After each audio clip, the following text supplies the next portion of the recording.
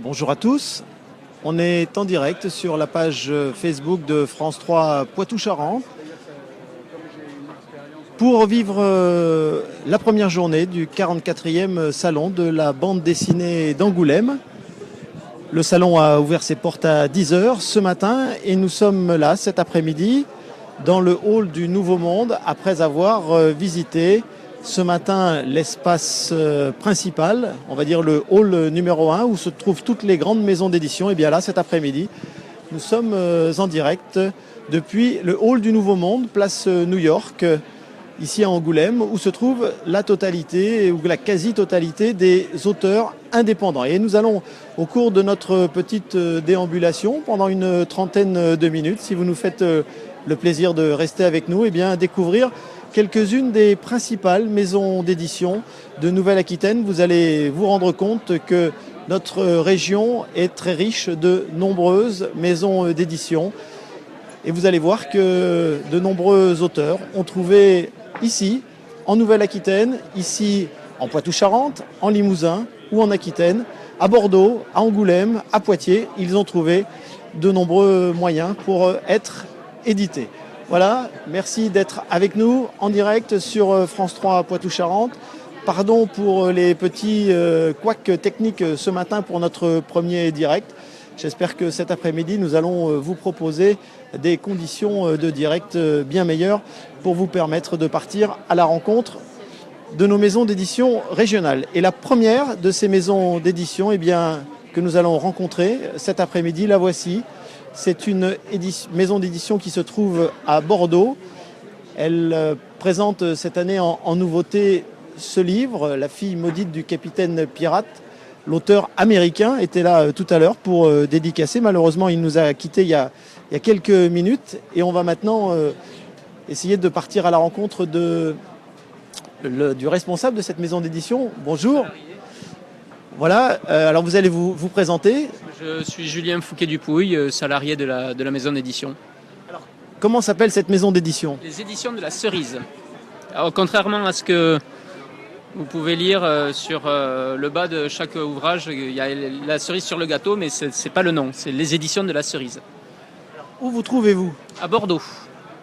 À Bordeaux, rue de la Rousselle, dans le vieux Bordeaux. Alors, que faites-vous ? Quelle est votre ligne éditoriale en quelque sorte ? De la bande dessinée, de l'illustration, avec un dessin plutôt classique. C'est ce qu'on peut définir. Je parlais de l'auteur américain, donc Jérémy Bastian, qui a dédicacé tout à l'heure ce livre, la fille. Ah ben il est là, regardez, il nous a rejoint, voilà. Le voilà Jérémy, il était juste parti quelques instants tout à l'heure. On va profiter. Jérémy, just a minute, please. Oh, sure. You don't speak English, I suppose. I speak English, yes. I do speak. You don't speak French. Correct. Okay. Jeremy, just a minute. I'm a French journalist. I'm working for French TV, Okay. and we are in live for Facebook. Oh, wow. Okay. Bonjour. Why do you come here in Angoulême? Well, Angoulême over in America is considered like one of the most premier of shows. Like this and Luca are really prized at, so it's a very special thing for me to be able to come over here. So I'm really honored and very excited about it. Vous avez entendu, donc I translate. Angoulême est un festival très connu dans le monde et même aux États-Unis. Et évidemment, c'est un grand honneur pour lui d'être présent ici à Angoulême cette année pour dédicacer son livre. Just a minute, please. What is the story of your book? I call it my nautical fairy tale. The story is about an orphan girl in search of her pirate captain father. C'est l'histoire d'une orpheline et qui est donc la fille d'un capitaine pirate. Thank you very much. You have many lectors wait for you. Voilà, donc vous voyez un auteur américain qui est donc venu pour cette maison d'édition bordelaise. Et vous voyez qu'on profite de ce rebonjour. Oui, on s'est vu ce matin avec ce jeune homme en direct. On était dans le hall tout à l'heure. Et là maintenant, on est encore là. Voilà, vous découvrez le public qui est nombreux à venir. Alors, je disais, donc on parlait ensemble tout à l'heure avant le retour de votre auteur américain. Qu'est-ce que ça représente de faire venir un auteur comme ça pour vous? J'imagine que c'est un budget. C'est un budget qu'on se permet de mettre en jeu sur un festival comme Angoulême. Il est venu sur d'autres festivals, mais en étant invité, ce qui n'est pas le cas à Angoulême. Mais bon, voilà, le format du festival et la fréquentation du festival fait que, avec le succès qu'il est en train de rencontrer, voilà, c'est un petit risque, mais qui est mesuré, donc ça va. Pour une maison d'édition comme la vôtre, venir à Angoulême, c'est indispensable? Obligatoire, mais l'histoire de la maison d'édition fait que de toute façon, elle doit passer par Angoulême, puisque le créateur de la maison d'édition, Guillaume Trouillard, qui est aussi auteur, il a fait ses études ici, à l'école de BD d'Angoulême, donc forcément, l'histoire, elle a commencé ici. Merci beaucoup. Donc on rappelle, édition de La Cerise, basée à Bordeaux, et avec donc l'auteur principal Jérémy Bastian, qui va rester, j'imagine, jusqu'à dimanche. Voilà, que vous pourrez voir donc dédicacé ici au salon de la bande dessinée d'Angoulême. Je vous rappelle que nous sommes en direct sur la page Facebook de France 3 Poitou-Charentes et que nous sommes ici dans le hall du Nouveau Monde, où se trouve la quasi-totalité des auteurs indépendants qui sont donc présents pour ce salon de la bande dessinée. Vous allez voir qu'il y a une très grande diversité d'auteurs, d'éditeurs qui sont présents. Et là maintenant, on va découvrir une autre maison d'édition. Vous voyez, vous découvrez le nom de cette maison, ça s'appelle le Lézard Noir. Et donc cette maison d'édition, eh bien, elle est basée à Poitiers, une maison d'édition poitevine qui présente un livre en compétition cette année avec Shisa Kobe. Voilà, l'auteur est en compétition officielle. On va attendre de rencontrer peut-être le responsable de cette maison d'édition. C'est le monsieur qui est là-bas. Alors on va essayer de voir qui est le monsieur qui est là-bas. Avec le gilet noir. Il est là-bas, et chef. Avec, alors vous voyez, voilà. On va faire la connaissance. Bonjour monsieur. Je suis Fabrice Bidot, journaliste à France 3 Poitou-Charentes. On est en direct sur la page Facebook de France 3 Poitou-Charentes. Et vous êtes donc le responsable de cette maison d'édition. Des éditions du Lézard Noir, qui existe depuis 2005 et qui est située à Poitiers. Alors, votre maison d'édition a la particularité cette année d'avoir un auteur en compétition officielle. Ah oui, c'est pas la première fois, ça fait déjà une dizaine d'années qu'on est en compétition tous les ans. Et la particularité, c'est que c'est un livre qui était déjà en sélection l'année dernière avec le premier tome et qui est en sélection cette année avec le 4e. Et la bonne nouvelle, c'est qu'il est dans le carré final des 10 livres potentiels pour avoir le prix Le Fauve d'Or, en fait. Donc on croise les doigts pour samedi. Alors, qu'est-ce que ça pourrait représenter pour votre maison d'édition poitevine d'avoir un titre aussi prestigieux? Une grosse visibilité, c'est surtout une reconnaissance du boulot, parce que moi c'est un boulot que je fais plutôt de nuit. J'ai un autre travail la journée. Donc le fait de faire ça et de se hisser au niveau des très grosses maisons d'édition, moi ça me fait plaisir. Et puis ça serait super en termes de notoriété pour l'auteur, qui est une personne charmante et qu'on a déjà rencontrée, qui est venue l'année dernière et qui mérite amplement ce prix pour avoir fait un livre qui est très émouvant. Alors vous disiez que vous aviez un autre travail, ça veut dire qu'on ne peut pas vivre en étant éditeur indépendant dans le monde de la bande dessinée aujourd'hui? Prise de risque? Le retour sur investissement est très très long. Enfin, je ne vais pas vous faire un cours d'économie du livre, mais le point d'amortissement est difficile à avoir. Le travail avec le Japon, entre le temps où vous achetez vos droits et le temps où vous sortez votre livre et le temps où vous retrouvez les premières factures payées, vous pouvez compter des fois 15 à 18 mois si ce n'est pas plus. Donc oui, il faut une grosse trésorerie quand même pour se lancer dans cette affaire. Et quand on prend un bouillon, on prend un gros bouillon. Donc les pertes financières peuvent être assez élevées. Merci beaucoup. Alors juste un mot peut-être de cet auteur qui est en train de dédicacer. Eldo Yoshimitsu est un mangaka japonais, enfin les mangakas sont tous japonais, donc c'est un mangaka qui a fait ses armes en fait dans le milieu de l'art contemporain. C'est un sculpteur de renom au Japon. Il a plusieurs sculptures dans l'espace public et à 50 ans passés, il s'est dit je vais me lancer dans le manga. Et il a fait cette œuvre qui s'appelle Ryuko, et qui est un hommage au film noir, au film de Yakuza, au film avec Delon, le clan des Siciliens. Tout est mélangé dans une espèce de patchwork apocalyptique hommage à la bande dessinée au film noir des années 70. Voilà. Merci beaucoup Merci pour à ces vous. explications. Bon salon de la bande dessinée. Alors on nous signale encore des problèmes de son. Alors normalement on ne devrait pas. A priori tout est en état. On est dans le hall du Nouveau Monde de la bande dessinée ici à Angoulême. Voilà. Et j'espère que vous nous entendez bien parce qu'on est en direct sur notre page Facebook de France 3 Poitou-Charentes pour vous faire découvrir les auteurs indépendants. On a vu une maison d'édition de Bordeaux, une maison d'édition de Poitiers. On va continuer notre visite. Voilà, alors Sophie nous dit le son est bon. Ah voilà, je suis rassuré parce qu'on nous disait il n'y a pas de son. Mais si, le son est bon. Voilà, je suis rassuré. Merci France 3 Poitou-Charentes qui surveille ce direct. Et Sophie qui nous dit oui, il y a du son. Merci Sophie de réagir en direct sur la page Facebook de France 3 Poitou-Charentes. On est au cœur de cet espace indépendant ici à Angoulême. Vous voyez qu'il y a beaucoup de monde, hein. C'est un peu une constante depuis ce matin, ici, depuis l'ouverture du salon à 10h. C'est de constater qu'il y a beaucoup de monde. Alors il y a chaque année évidemment toujours un peu de débat sur la fréquentation du salon. Les organisateurs annoncent 220 000 personnes pour le salon. Et les entrées étant payantes, c'est assez facile à contrôler.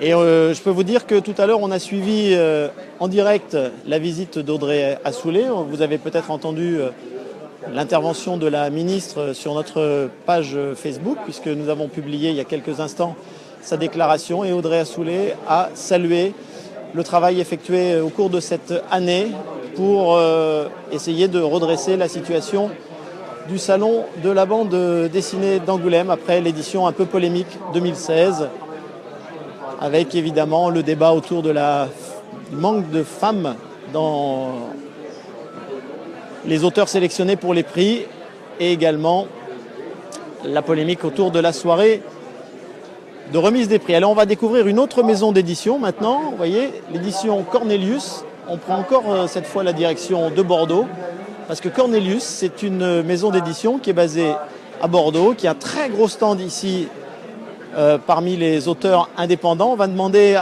à la responsable de cette maison d'édition de nous rejoindre.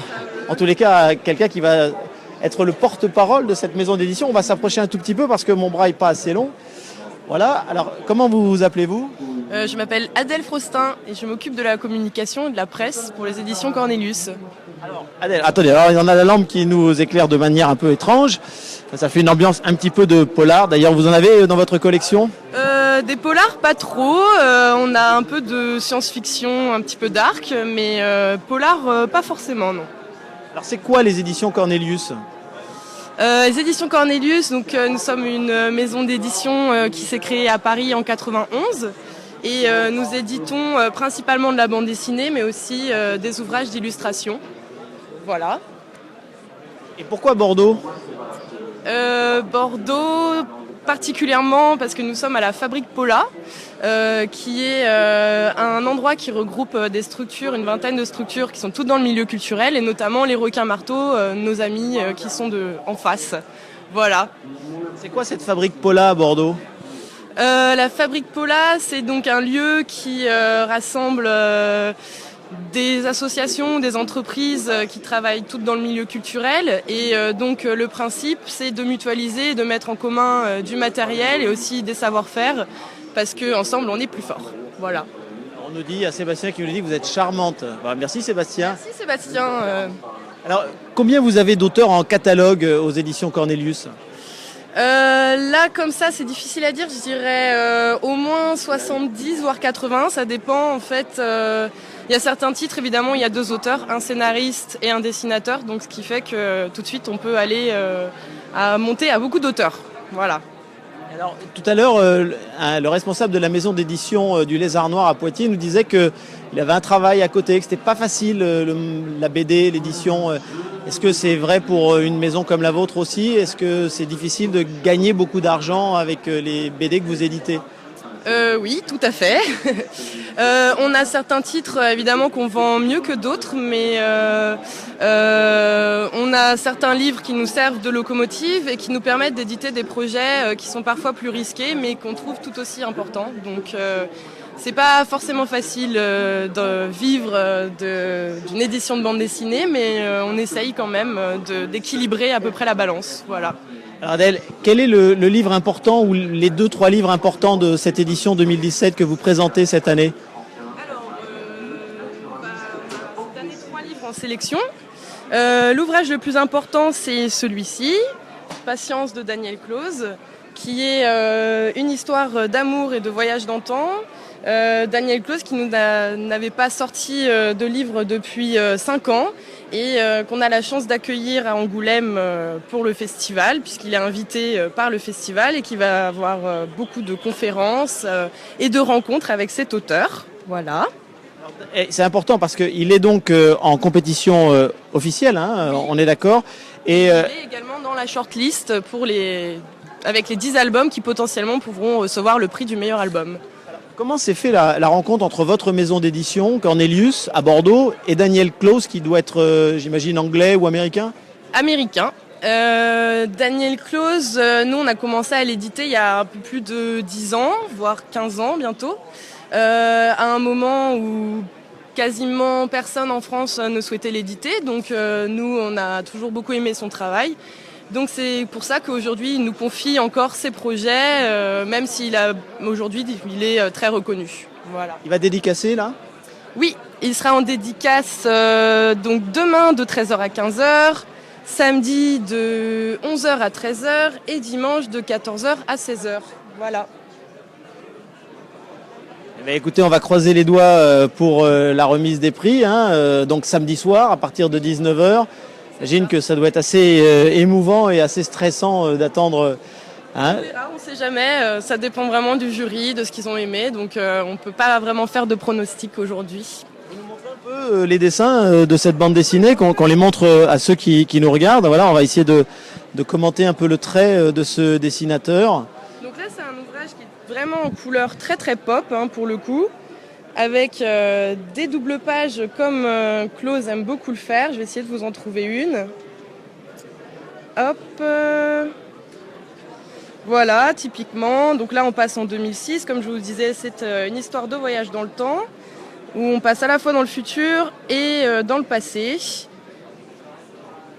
Et donc un ouvrage très coloré, plein d'actions, plein de retournements de situation. Et on a une idée du tirage que pourrait enclencher un prix? C'est difficile à dire, mais nous on a déjà eu une fois le prix du meilleur album et je dirais que c'est à peu près, on vend à peu près 4 fois plus de livres que le tirage de base. Voilà. Mais en général, ce sont des ouvrages qui ont quand même fonctionné avant en librairie. C'est pas non plus une découverte, une révélation par le festival, c'est un plus. Voilà. Merci beaucoup Adèle. Merci pour tous ces renseignements. Donc je vous rappelle les éditions Cornelius. Si vous voulez venir les voir ici à Angoulême, vous voyez, ils ont le stand qui fait l'angle ici dans le hall Le Nouveau Monde, place New York. Donc l'espace de la BD indépendante. Vous voyez, il y a une très grande diversité d'auteurs, de titres, de couleurs. Voilà, grande maison d'édition de Bordeaux. Vous voyez que dans notre région, il y a énormément de maisons d'édition. On vient de mesurer à quel point notre région est riche. Allez, on va aller chez d'autres éditeurs indépendants. Ils s'appellent, allez, je vous laisse découvrir, les Requins Marteaux. On en a parlé également tout à l'heure. Eux aussi sont bordelais. C'est une maison d'édition qui, elle aussi, se trouve à Bordeaux. Et on va essayer d'aller à la rencontre de la responsable de cette maison d'édition, essayer de s'approcher. Alors peut-être, non, je vais aller peut-être aller au coin là-bas, hein, comme ça on verra. Voilà, je vous laisse découvrir en même temps un petit peu le stand. Vous voyez qu'il y a énormément de monde. Allez, on va s'approcher parce qu'évidemment, c'est pas très facile avec les stands qui nous gênent de pouvoir discuter. Alors, bonjour. Comment vous appelez-vous? Présentez-vous. Alors, je suis Aurélie Oria-Badoc, je suis chargée de communication au sein des Requins Marteaux depuis 6 ans maintenant. Et donc voilà, je représente les Requins Marteaux, qui est une maison d'édition bordelaise, installée à Bordeaux depuis 2011, à la fabrique Paula. Et voilà, nous sommes là en tant que dignes représentants de Bordeaux, avec 2 livres sélectionnés, dont un en jeunesse, Canerva de Petteri Tikkanen, et un dans le top 10 en sélection officielle, Histoire croûte d'Antoine Marchalo. Il faudrait qu'on puisse montrer ces albums. Attendez, bougez pas, c'est un peu compliqué. Il y a peut-être quelqu'un qui peut nous amener ces 2 albums qui sont en compétition officielle. On va demander à un collègue, voilà, parce que qu'on les voit là, ces 2 albums. Vous voyez, on est en direct sur la page Facebook de France 3 Poitou-Charentes et puis France 3 en Nouvelle-Aquitaine, Limousin et également Aquitaine. Voilà, on va amener. Merci beaucoup. Merci. Alors voilà, on va montrer les albums. Qui est sélectionné en jeunesse. Voilà, Canerva sur le pont, qui est le 2e tome d'un auteur finlandais. Attention, parce qu'on a le patron qui arrive derrière. Je vais le laisser passer. On parle de sa maison d'édition, il va être d'accord, le patron. Non, mais je suis vraiment très occupé. Aurélie, tu fais un super boulot. Vous connaissez Aurélie? Ouais. Bravo Aurélie. Merci Vincent.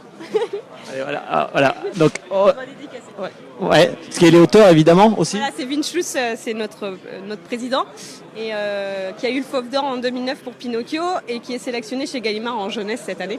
Donc voilà. Oui, pardon. Je me replace. Voilà, qu'on voit le stand. Ce sera quand même beaucoup plus sympa. Donc, voilà. je vais vous parler de Canerva, qui est sélectionné en jeunesse pour le festival d'Angoulême. Donc, montrer en même temps qu'on parle voilà. du dessin. Alors c'est un auteur finlandais avec qui on travaille déjà depuis plusieurs années, qui travaille sur une série. Alors c'est l'histoire d'une petite fille sur ce tome-là qui est en train de perdre sa grand-mère. C'est accessible dès 6 ans et en fait c'est un beau travail sur le deuil pour les enfants. Donc voilà, essayer d'appréhender un peu la maladie dans son entourage, etc. Et Canerva veut tout faire pour sauver sa grand-mère, bien sûr. Et puis elle va devoir accepter qu'elle meurt. Voilà. Mais c'est très touchant. C'est jamais facile, c'est des histoires que beaucoup d'enfants peuvent vivre, effectivement. Et on a ce livre-ci, voilà, Histoire croûte d'Antoine Marchalo, qui est en sélection officielle et qui est dans le top 10, la shortlist pour le Fauve d'Or. Donc voilà, Antoine Marchalo, qui est un jeune auteur avec qui on travaille déjà depuis 2014, qui travaille pour Le Monde. On montre un peu les dessins pendant qu'on parle. Donc en fait, ça c'était des histoires qui avaient été publiées dans Professeur Cyclope, qui était une revue en ligne. Et donc en fait, on a voulu un peu retranscrire, voilà, je ne sais pas si vous voyez, on a voulu un peu retranscrire cette énergie numérique. Donc le livre est imprimé seulement au recto pour faire un peu un effet tablette avec un papier assez fin pour qu'on puisse passer assez rapidement. Alors Antoine Marchalo, c'est un humour assez corrosif et très second, voire 3e, voire 5e degré. Voilà, c'est très très drôle et il aborde des sujets assez différents. Le monde scientifique, le western.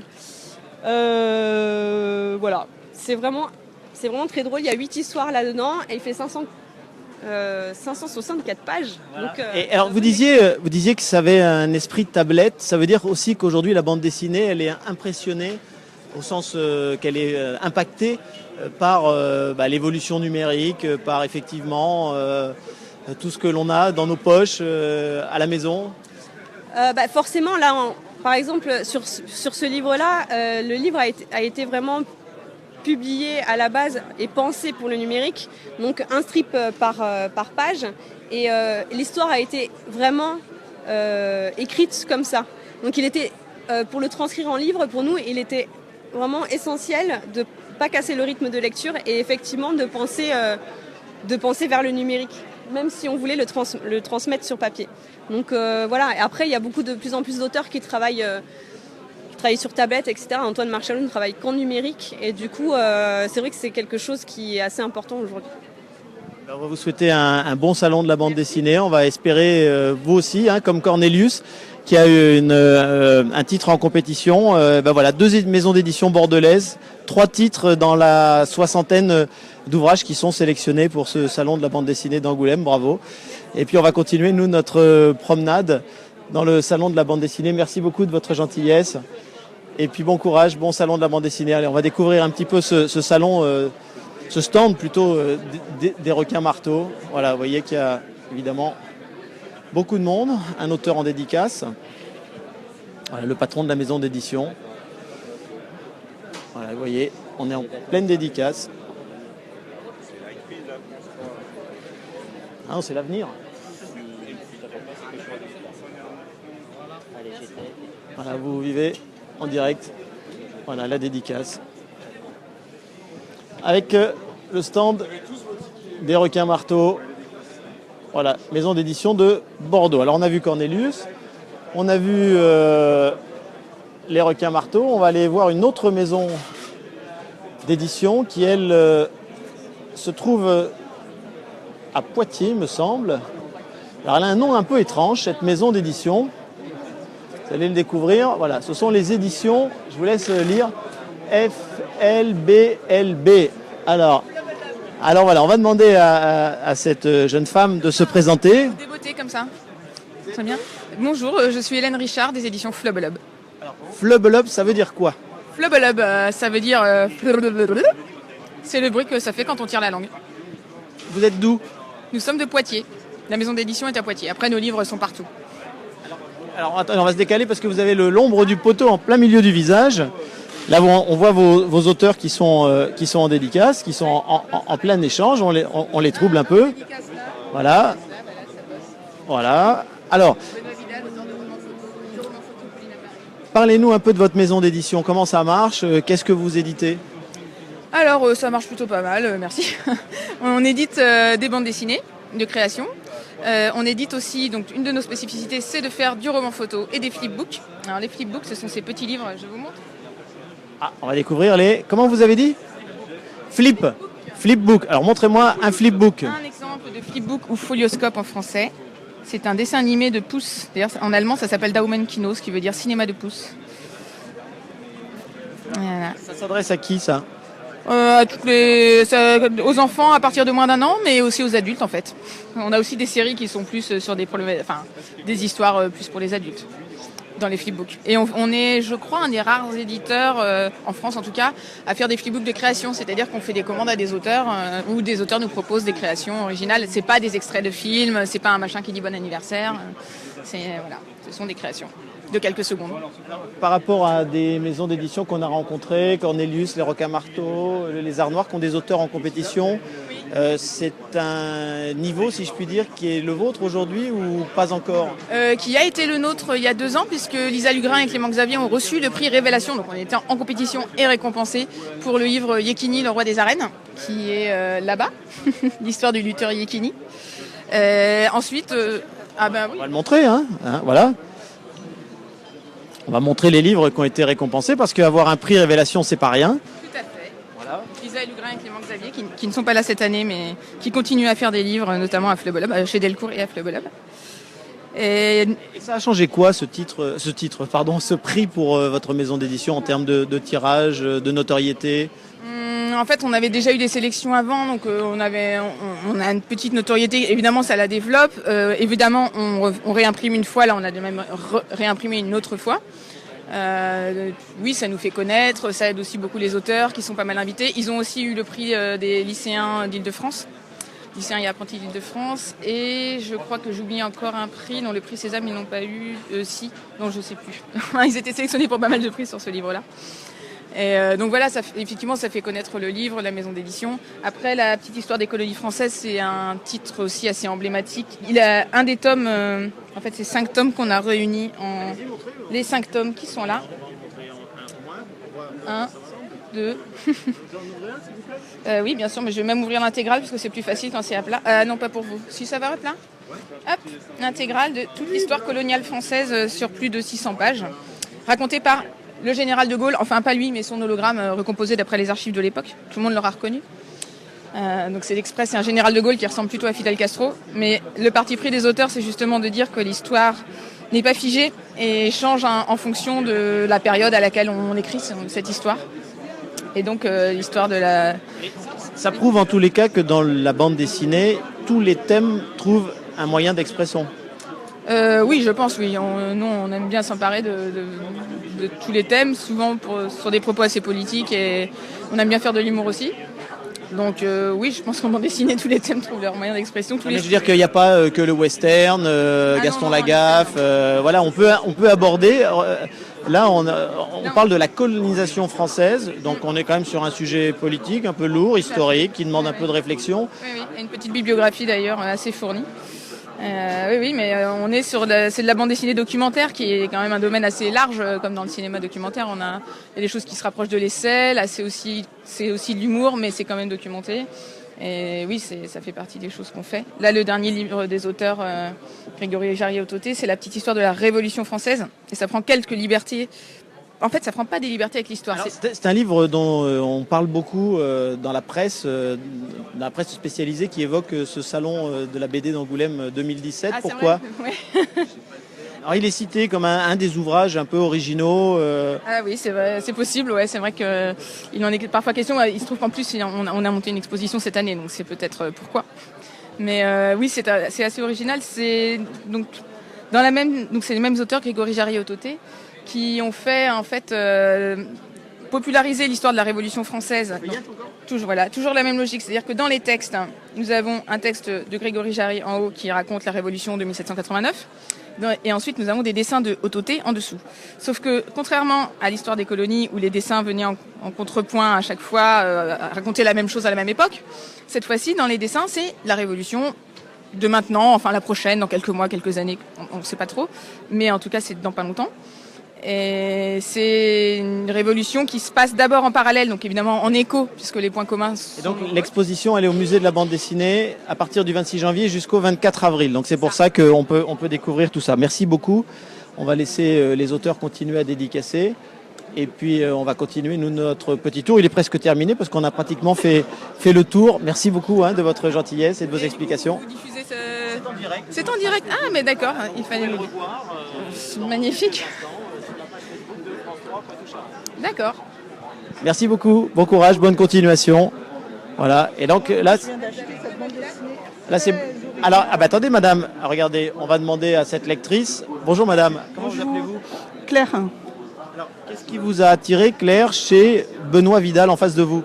Eh bien, cette façon originale de faire une sorte de roman photo avec des photos, des images d'archives, des dessins et cette vieille dame qui raconte une histoire. Voilà, c'est très original et très intéressant au niveau historique et humain. Ça raconte la vie. Et ben voilà, Benoît Vidal, bonjour. Alors, vous êtes tout rouge du coup avec autant de compliments. Oui, en plus il fait chaud là, cet après-midi, ouais. Dans la bulle, j'entends. Alors, vous êtes donc l'auteur de cette bande dessinée, Pauline à Paris, c'est bien ça, je dis pas de bêtises. Ce contact avec les lecteurs ici à Angoulême, c'est quelque chose que vous appréciez ? Ah oui, énormément, en tant qu'auteur, toujours, bien sûr, le retour des lecteurs, surtout ceux qui ont déjà lu le livre et puis qui reviennent pour dire qu'ils l'ont aimé. Bon, ça c'est du bonheur, hein. C'est le moteur principal, je crois, de l'auteur en fait.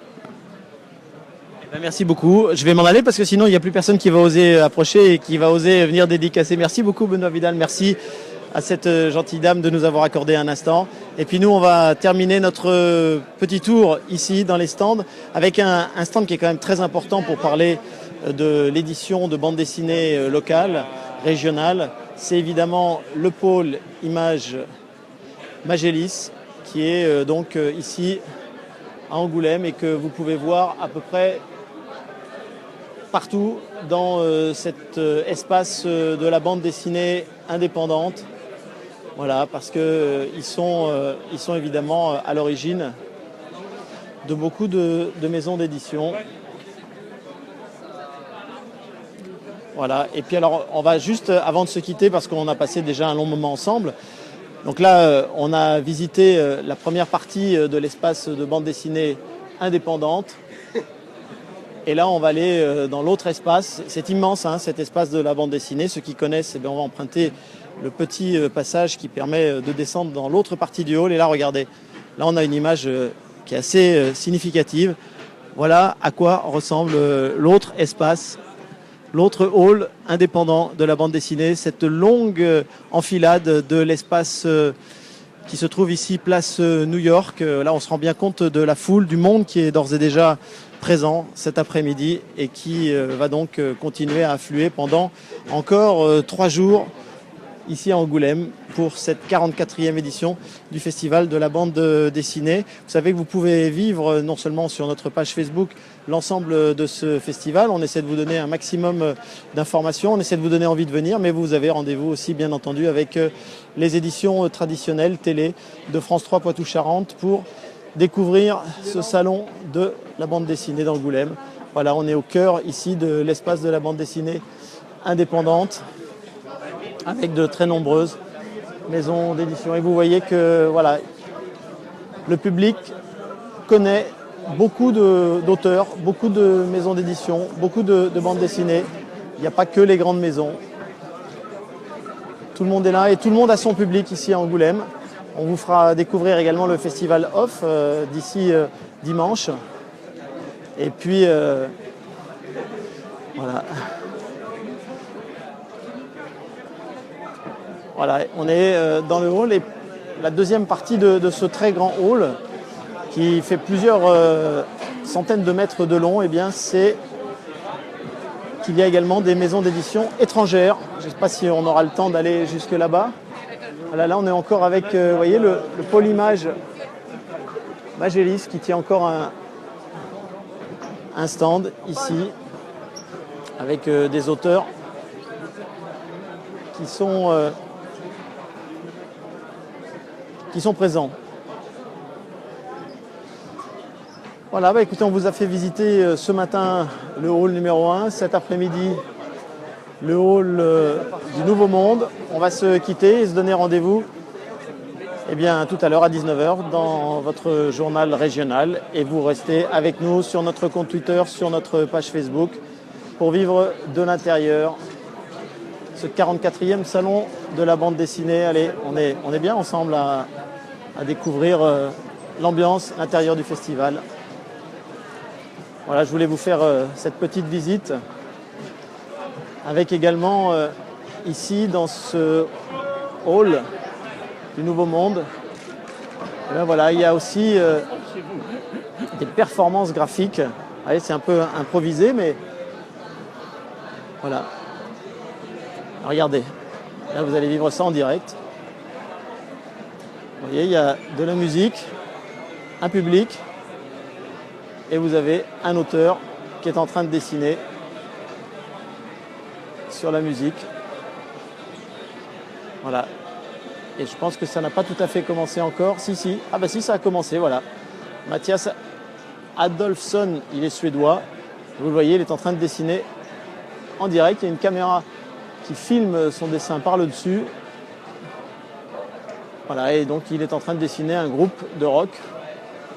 Et le public assiste en direct à la réalisation de ce dessin. Voilà. Et là, vous voyez, on a une idée quand même assez précise de l'affluence du public. On est vraiment au cœur du salon de la bande dessinée d'Angoulême. Avec ce dernier morceau, si je puis dire, du hall ici, où se trouvent les auteurs étrangers. Allez, restez 2 minutes encore avec moi, parce qu'on va les découvrir. Voilà, regardez un peu la longueur de ce hall encore. Et on va essayer d'aller vous montrer. Voilà, allez, vous voyez commencer maintenant des langues étrangères. La Suède ici. Voilà. La Norvège. Vous voyez, le monde entier est présent à Angoulême. Avec voilà, des bandes dessinées ici norvégiennes. Et là on continue. Maintenant on est en Allemagne. Voilà. Vous voyez. Voilà. Je peux vous dire qu'on parle allemand. On entend bien qu'on parle allemand, il n'y a pas de doute.